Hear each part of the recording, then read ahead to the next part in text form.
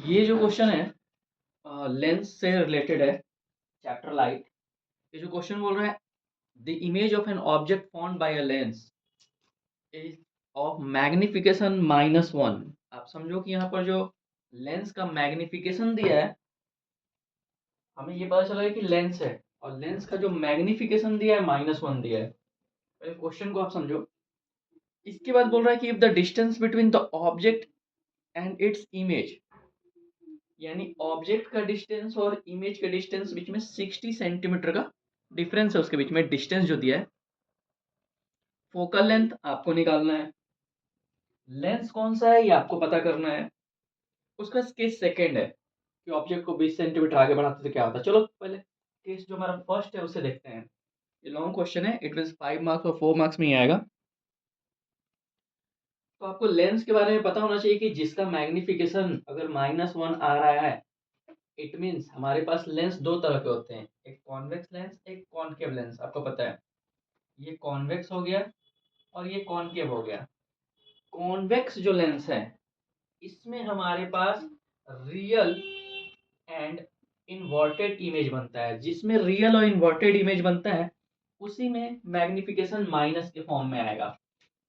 आपको थोड़ा सा मैं हिंट दे दूं, अगर हमारे पास इस तरह से अगर ऑब्जेक्ट इधर है तो इमेज यहाँ बनता है, नीचे आया, जब नीचे आया तब तो height of image upon height of object, यानी मैग्निफिकेशन अगर माइनस आता है तो आप कंफर्म रहो कि जो हमारा लेंस है वो कौन सा है, कॉन्वेक्स है। तो यहाँ से हमें पता चल गया कि जो हमारा लेंस है वो कॉन्वेक्स है। कॉनकेव के केस में क्या होता है, आपको याद होगा, कॉनकेव के केस में ऑब्जेक्ट यहाँ रहता है हमेशा, जो भी होता है वर्चुअल इरेक्ट बनता है, इमेज इस साइड ही बनता है, यानी दोनों ऊपर होता है। जब दोनों की वैल्यू ऊपर है पॉजिटिव में, तो निगेटिव वैल्यू तो आने का कोई चांस ही नहीं है।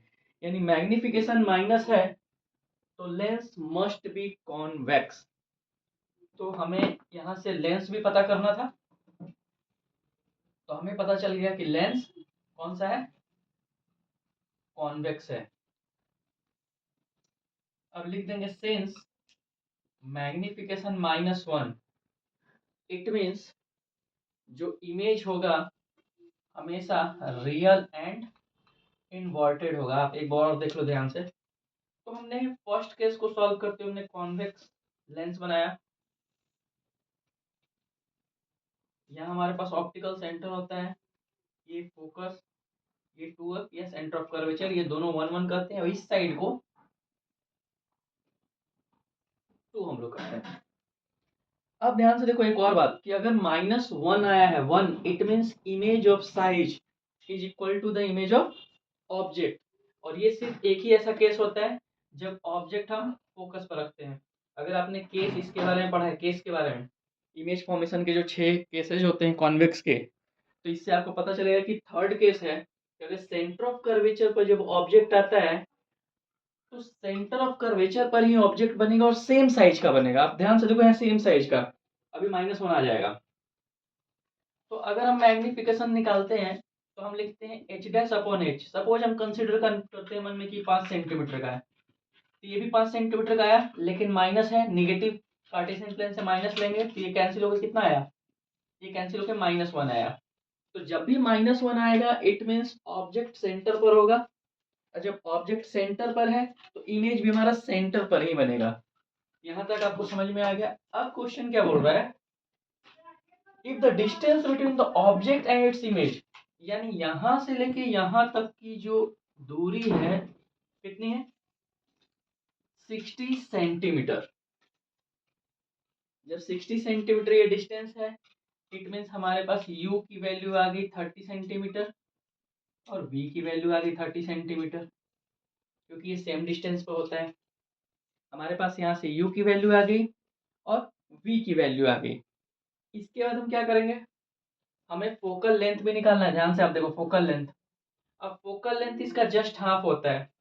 फोकल लेंथ हमारा, आपको पता है ये पूरा सेंटर ऑफ कर्वेचर होता है, ये रेडियस, यानी फोकल लेंथ जो है रेडियस अपॉन 2 होता है। तो रेडियस तुम्हारा 30 है, 30/2 यानी 15 सेंटीमीटर।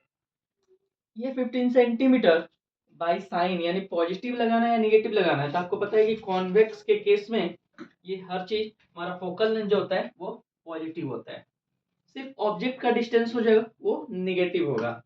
तो हमारे पास फोकल लेंथ पॉजिटिव आ गया, हमारा लेंस का टाइप भी पता चल गया। अब किस सेकेंड, अब ध्यान से आप देखो किस सेकेंड बोल रहा है,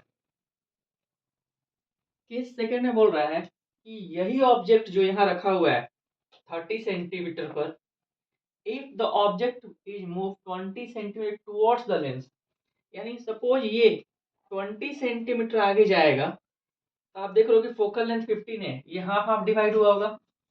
इसलिए आपको केसेज पढ़ने बहुत जरूरी है। इसके 6 केसेज अगर आप पढ़ लेते हो तो बहुत इजीली रे डायग्राम भी बनाने हैं और सॉल्व भी करना है, तो आप सॉल्व कर सकते हो। अगर रे डायग्राम में आपको प्रॉब्लम हो रहा है तो वीडियो मैंने अपलोड कर दिया है ऑलरेडी, 6 केसेज की, आप वो देख सकते हो। यानी यहाँ से यहाँ 15 हुआ और यहाँ से यहाँ 15, हमें 20 आगे जाना है, 20 आगे जाना है। इट मीन्स हमारा जो सेकेंड केस है वो फोकस और ऑप्टिकल सेंटर के बीच में कहीं ऑब्जेक्ट आ जाएगा। क्लियर है? हम लोग ये क्लियर करके फिर से बनाते हैं। तो आप देख रहे हो यहाँ कि मैंने सेकेंड केस के लिए फिर से रे डायग्राम बना लिया है। जो हमारे पास रे डायग्राम फर्स्ट केस का ये था, ध्यान से आप देखो। फर्स्ट केस, अभी मैंने इसे रफ नहीं किया है, फर्स्ट केस एक बार मैं बता दूं इसे कि एक रे हमारा पैरेलल जाता है, जो पैरेलल जाएगा वो फोकस से होते हुए पास करता है, तो यही बनना चाहिए हमारे पास, आप पेंसिल से बनाओगे। और दूसरा ऑप्टिकल सेंटर से जाता है, तो ये यहाँ सेम साइज का बनता है, और जब सेम साइज का बनता है तो मैग्निफिकेशन ऑलवेज -1। अब सेकेंड केस मैंने फर्स्ट के बाद सेकेंड जस्ट यहाँ बनाया कि हमें पता था कि ये भी 15 है, ये भी 15 है। आप ध्यान से देखो, यहाँ ऑब्जेक्ट यहाँ था हमारा, ये भी 15, ये भी 15, क्योंकि 30 है टोटल। अब वो 20 सेंटीमीटर टूवर्ड्स, यानी यहाँ से 20 है तो 15 तो क्रॉस कर गया ना। जब 15 क्रॉस कर गया, it means object must be placed between optical centre and focus. यानी कौन सा केस हो गया, अगर आपको केस पता है तो ये केस 6 लास्ट केस है लेंस का, कॉन्वेक्स लेंस का। इसमें हमारा वर्चुअल और इरेक्ट बनता है, लेकिन हमें यहाँ सॉल्व करना है पहले। आप ध्यान दो, u कितना हो गया, हम 20 सेंटीमीटर आगे गए, पूरा 30 था, यानी यहाँ से यहाँ तक 10 है, यानी u -10 centimetre. Focal length convex का हमेशा हम पॉजिटिव लेते हैं, तो फोकल लेंथ हम पहले निकाल चुके हैं 15 सेंटीमीटर, और v हमें निकालना है। तो जब v निकालना है, हमारे पास जो लेंस फार्मूला होता है 1/v - 1/u = 1/f, ये लेंस फार्मूला है। वैल्यूज में पुट करते हैं, 1/v हमें फाइंड करना है, -1/u, u कितना है -10 = 1/f 15। इसे जब हम सॉल्व करेंगे 1/v, ये माइनस माइनस प्लस हो गया, 1/10 = 1/15। यहाँ तक आपको समझ में आ रहा है? अब जब हमें v निकालना है तो इस पूरे जो प्लस वाला चीज से माइनस में कर देंगे। इसके बाद मैं यहाँ कर रहा हूँ, तो हम 1/v = ये जो हमारा पॉजिटिव पहले से है, ये निगेटिव, पॉजिटिव से निगेटिव में जाएगा 1/10। एलसीएम लोगे तो आपका 30 आएगा, 15 2 जा और 10 3 जा, 1/v, यानी 1/v की वैल्यू -1/30, v की वैल्यू -30 सेंटीमीटर। यानी v इसका कहाँ बन रहा है, u यहाँ 10 तो v हमारा 30, फिर से 30 पर आया। और ये केस फिफ्थ ऐसे भी क्या होता है, हमारे पास वर्चुअल और इरेक्ट होता है। एक हमारा पैरेलल लाइन जाएगा, जो पैरेलल जाएगा फोकस से पास होगा, एक ऑप्टिकल सेंटर से जाएगा, और जब ये दोनों आगे तो कभी नहीं मिलेगा, इसे पीछे एक्सटेंड करेंगे तो यहाँ मिलेगा। ये हमारा हो गया रे डायग्राम सेकेंड केस का, जिसमें आपने ये भी पता कर लिया, रीजन भी बता दिया, रे डायग्राम भी बना दिया, और साथ में कैलकुलेशन भी कर दिया वी का।